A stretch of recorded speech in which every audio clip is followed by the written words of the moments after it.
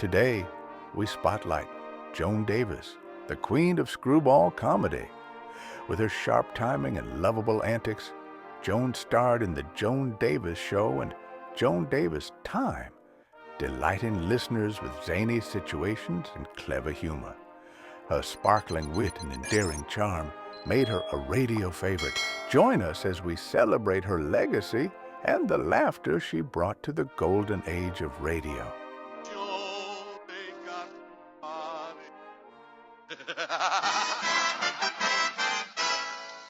Featuring the romantic singing of Anthony Russell. Amor, amor, amor. The great comedy cast, including Verna Felden, Shirley Mitchell, the music of Paul Weston and his orchestra, yours sincerely, Harry Von Zell. And here's the star of our show, America's queen of comedy, Joan Davis. Oh, Joan, stop stuffing that cake of swan into the piccolo now. Instead of blowing notes, you'll be blowing bubbles. Now, come over here, will you? I want to talk to you. What do you want, Harry? Well, Joni, I wanted to ask you.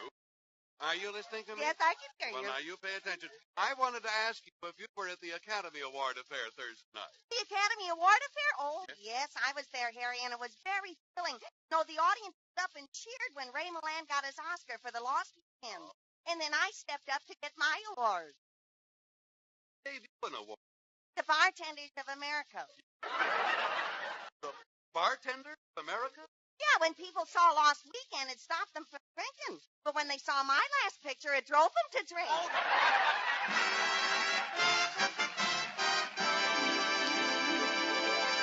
Swanville, USA, March 11th, this week. This week, with the March 15th deadline only a few days off, citizens of Swanville, like citizens all over the nation, are busy preparing their income tax returns. Businessmen, workers, farmers, and all walks of life are occupied with filling out their forms. But nowhere in Swanville will you find a form that needs filling out more than in Johnny's Tea Room. Joan Davis speaking. Oh, hello, Mr. McKay. Now, I haven't been able to sleep lately. I've tried everything. I even bought one of those newfangled electric blankets. It was made by the same company that makes those automatic electric toasters. But something must have gone wrong at the factory. Why? Well, last night I slid in between the covers, turned on the switch. Just as I got nice and warm all over, a bell rang and I was popped out of bed. And that's not all. When I put the bread in the toaster, it curled up and went to sleep. Hey, Joan. Joni, Yeah? is it true that you really haven't been able to sleep? Not a wink in the last 4 nights. Terrible. Agony lying awake at night. Sure is, Andy. And as you lie there, you hear every little sound. Right next to you on the night table, a clock is going. In the apartment next door, somebody decides to take a bath. And the man who lives in the apartment directly above is getting ready to go to bed. Takes off his shoes. Brother must be staying over with him.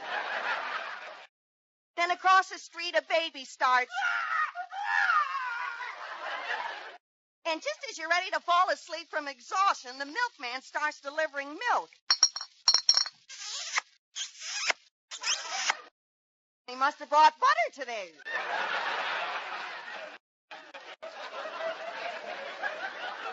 Yeah, and that's the way it is all night long. Noise, noise, noise. It's driving.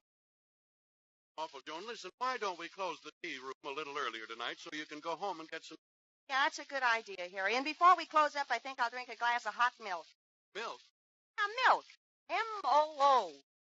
Milk. Well, I'll go in the kitchen and warm some up for you. Thanks, Andy. Popsicle. Yoo-hoo! Davis! Yoo-hoo! Oh, it's Rosella Hipperton. Hello, Miss Davis. And Mr. Von Zell. Hell! Hello. Oh, hello, Rosella. Well, hi, you hippie. I'm sorry I can't talk to you now because we're closing up early tonight. What causes you to think that I'm interested in your uninspired conversation? Frank, your inane remarks stick in my craw. Your what? I said craw. Craw. Craw. decent old crow if I ever saw one. Oh, stop it. Shame on you. Rosella, you'll have to forgive Joni. She's not feeling well at all. She hasn't been able to even get one good night's sleep for a week. Oh, how unfortunate. I know what that means. I suffered from insomnia, too, until my doctor prescription for sleeping. Would you like to try one, Miss Davis? Oh, no thanks, Hippie. I don't want any sleeping.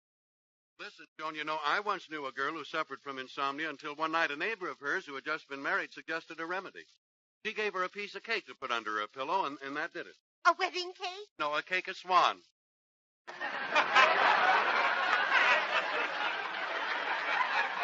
cake of swan. Yeah, that's right, Rosella. Oh. She floated right into dreamland because she could rest comfortably in the knowledge that Swan would solve all her soap problems, you know. Because Swan is the new white floating soap that's really 4 swell soaps in one. It's not only great for your bath, but Swan's mild that makes it great for baby's bath, too. And, of course, Swan's perfect for dishes and light laundry. Yes, sir, from the moment that girl found Swan, she always slept soundly, deep in the arms of Morpheus. Miss Van Sels, don't you mean Morpheus? No, Morphia. Just you try Swan and see if you don't get Morphia money. Oh! Harry, you're so tricky. Oh, no, there's no trick to it, Rosella. Just a quick twist of the wrist, break Swan in two, and presto, you have 2 generous cakes of soap. One for the bathroom and one for the kitchen. Yes, sir, Swan is a dream of a soap for every soap and water job in the house. What a dream, huh? What a soap. Well, how do you like that? I'm looking for the Sandman, and I wind up with the Bubble Boy. Oh, Joan, listen. Why don't you try some of Mrs. Hipperton's sleeping pills? Oh, I don't like to take sleeping pills. Well, they're absolutely harmless, Miss Davis. No, thanks, Hippie. I really don't. Try them. They're very mild. I'll pour some of the pills out of the bottle. She takes the Rip Van Winkle size. Yeah, but you're just wasting them, Hippie. I won't take any. Well, I'll leave them in case you change your mind. I'll be running along now. Nighty-night.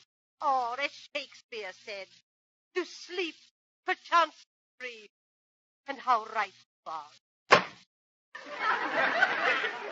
As long shot Louis said, knocked down to win, perchance to show. And how wrong he was. Well, Harry, let's start closing up. Where's my brother-in-law, Serena's? Where he always is, Joan, over in the corner booth, fast asleep. See, everybody can sleep with me. Serena's, wake up. Hello, Johnny.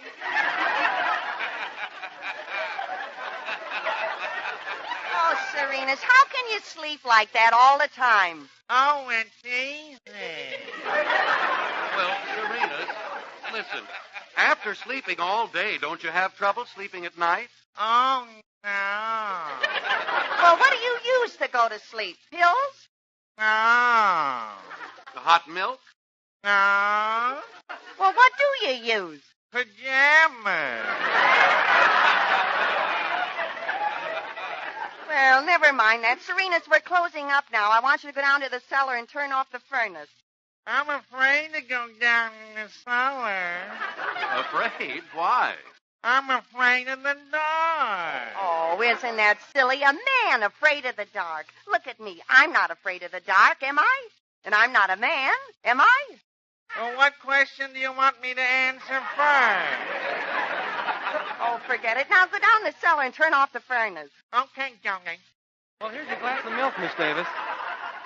Oh, thanks for the milk, Andy. It's nice and hot. Drink it. Listen, Joan, why don't you put one of Mrs. Hipperton's sleeping pills in your milk? It may help you. Oh, no, I don't want to. I'll drink it this way. Ooh, it's too hot. I burned my nose. I better set it down on the table.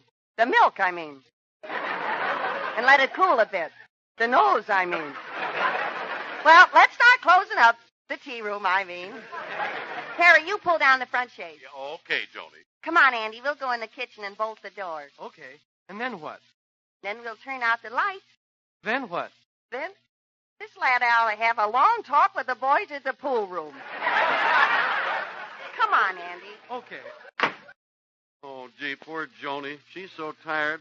She really ought to take one of Mrs. Hipperton's sleeping pills because... Hey, I think I'll drop one in her glass of milk right now. There. It'll do her good. She'll never know. Say, Harry, the bolt on the back door is stuck. See if you can do anything with it. Yeah, okay, you stay here. Don't know why Miss Davis doesn't want to take one of Miss Pipperton's harmless little sleeping pills. You know, I think I'll drop one in her glass of milk right now. There. It'll do her good. You'll never know. Did you fix the bolt, Harry? No, I didn't fix the bolt. Joan wants you to help her. Oh, okay. Gosh, I hope that sleeping pill worked. Maybe Joan ought to have another one. There. Well, we finally got the door bolted, Harry. Uh-huh. What took you so long? The door didn't bolt as fast as Andy did.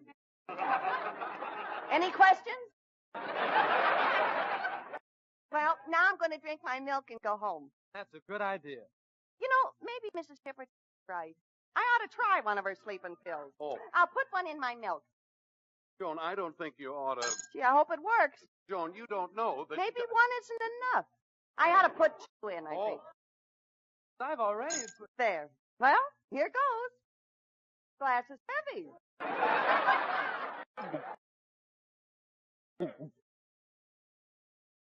How was it, Joan? Oh, I feel funny. Funny? It's getting warm in here. The room is beginning to go around.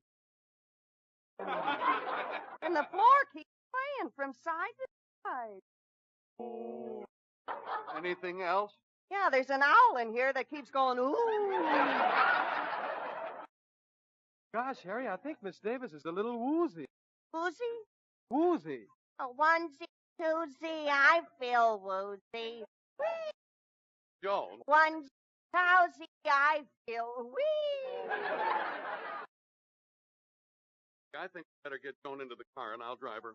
Come on, help me, Andy. Look, you get into the car, Andy, and I'll drive you home.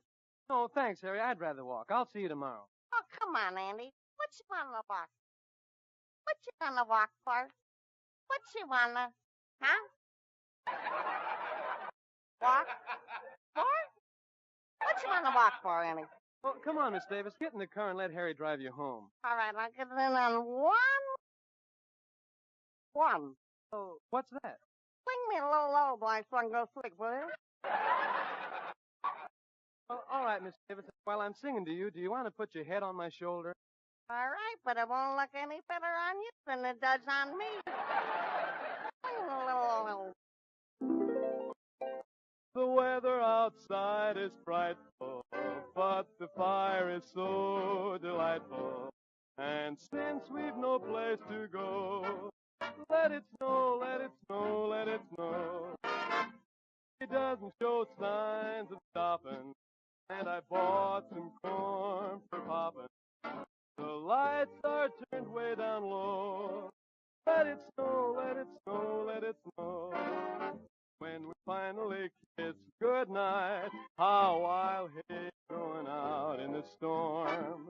But if you'll really hold tight, all the way home I'll be warm. Oh, the fire is fully dying, and my dear, we're still goodbying. But as long as you love me so, let it snow, let it snow, let it snow.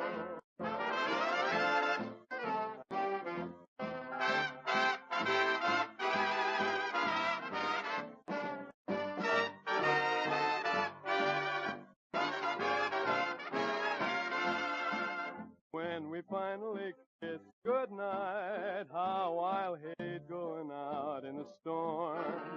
But if you'll really hold me tight, all the way home I'll be warm. Oh, the fire is slowly dying, and my dear, we're still goodbying. But as long as you love me so, let it snow, let it snow, let it snow.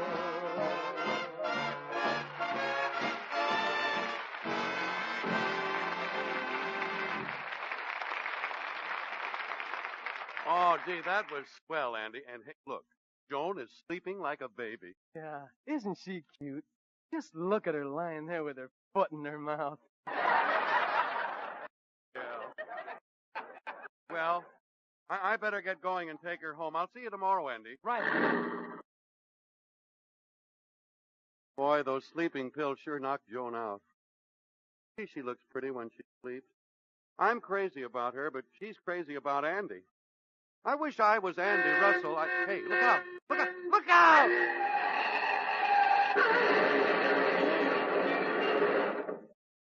Who's sick in my bed, huh? Who's sick in it? Why don't you look where you're going? Look at my car. It's wrecked. Why, I'll sue you for... Why, Miss Davis. Oh, Mr. Weatherby. What's new at your bank, huh? Oh, Miss Davis. Drunk driving. Who was drunken while I was driving? Who drew drunk, huh? You are. It's obvious from your speech. What? Your speech. Speech. Okay. Well, I'm a customer. I am the public speaking. I want to Miss make Davis, a law-abiding speech. citizens should I be wanna- protected from drivers like you. But I wasn't driving. Harry was. Tell him, Harry. Where am I? Where am I? Look at the big bump on his head. Head on the windshield. Are you all right, Harry? Harry? Who's Harry? Doesn't know who he is. That blow he received from the head must have caused amnesia. Go ahead. Tell Mr. Weatherby you were driving, Harry. I'm not Harry. I'm Andy. Andy. He thinks he's Andy Russell. Andy Russell? That's me. Amor, amor.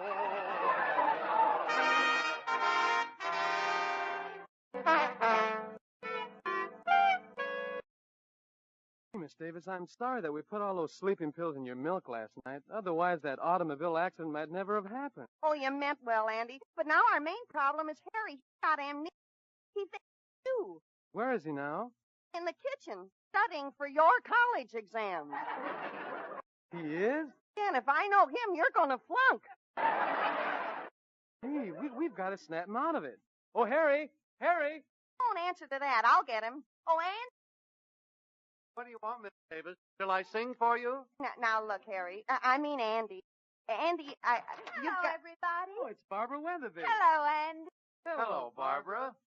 I wasn't talking to Bonzel? Who's Bonzel? Why, you are. No. I'm Andy Russell. What? Well, see, Barbara, Harry got a bad blow on the head in the accident last night, and he thinks he's me. Amor, amor, amor. Oh, how terrible. You ain't kidding. Look, Harry, you're not Andy Russell. Now listen. Amor, amor, amor. Who am I? Harry Como. Oh, let me handle this, Harry. Oh, Miss Davis, you've done enough damage. This wouldn't happen if you hadn't been driving a car while drinking. Now, look, Babs, I wasn't drinking and I wasn't driving. I just took too many pills. Miss Davis, they've ordered me the judge and jury. My pater is for $10,000 on the advice of barrister. His what? A barrister. Don't you know what a barrister? Oh, sure. When two banisters get married, they have a little barrister.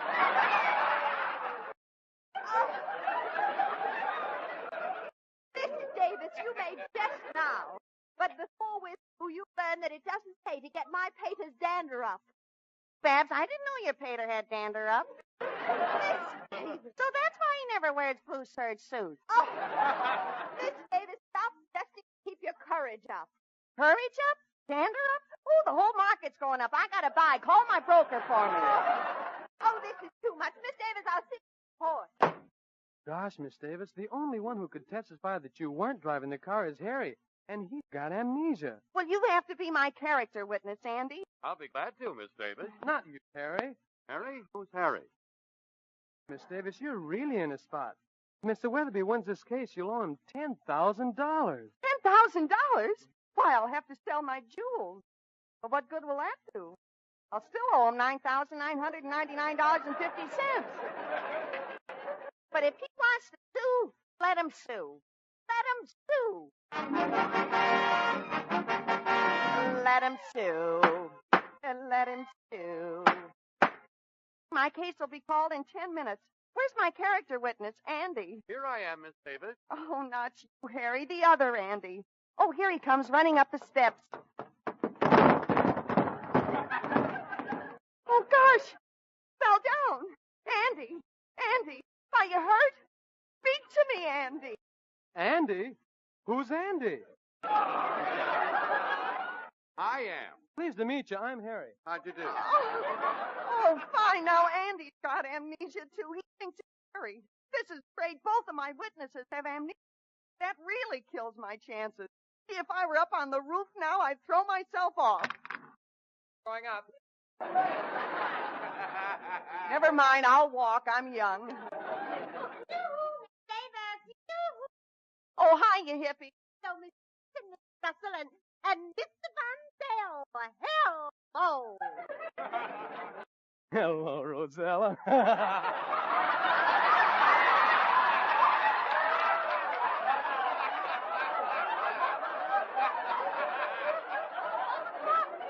Why, Mr. Russell. Yes, Mrs. Hipperton? What? Miss Davis, what's going on? Oh, well, wait, I'll tell you, hippie. Harry got amnesia and thinks he's Andy, and Andy's got amnesia and he thinks he's Harry. Now, when I talk to Andy, Harry answers because he thinks he's Andy, but he's Harry. And when I talk to Harry, Andy answers because he thinks he's Harry when he's really Andy. Understand, Andy? Perfectly.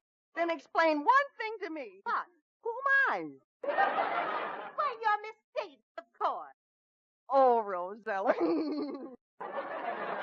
I'll win this case yet. I'll plead insanity. I'll stop it. Now, look, Harry. Yes, Rosella. No, not you. You're not Harry Von Zell. Oh, sure I am. I'm the man who says Swan's the new white floating soap that's sure as fine. Hey, wait a minute. Well, what did you say? Well, I just said that Swan's the new white floating soap that's pure as fine Castile.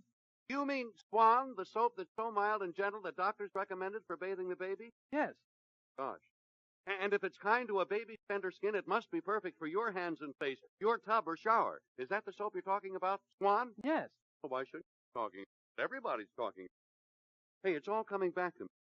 Use Swan for dishes and see how much faster Swan whips up suds, faster than other floating soaps.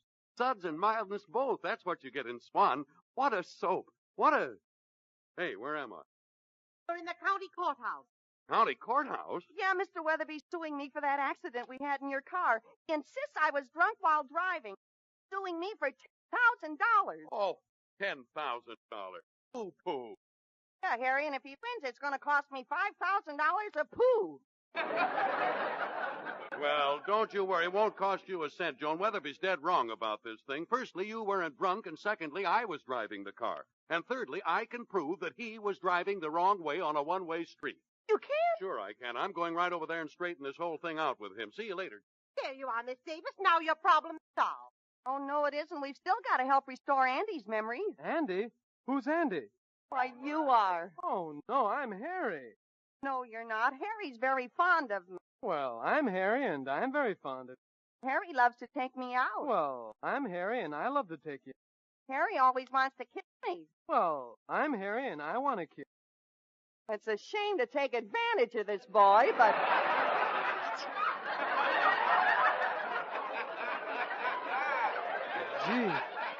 Gee, I didn't know you could kiss like that, Miss Davis. Miss Davis? Who's Miss Davis?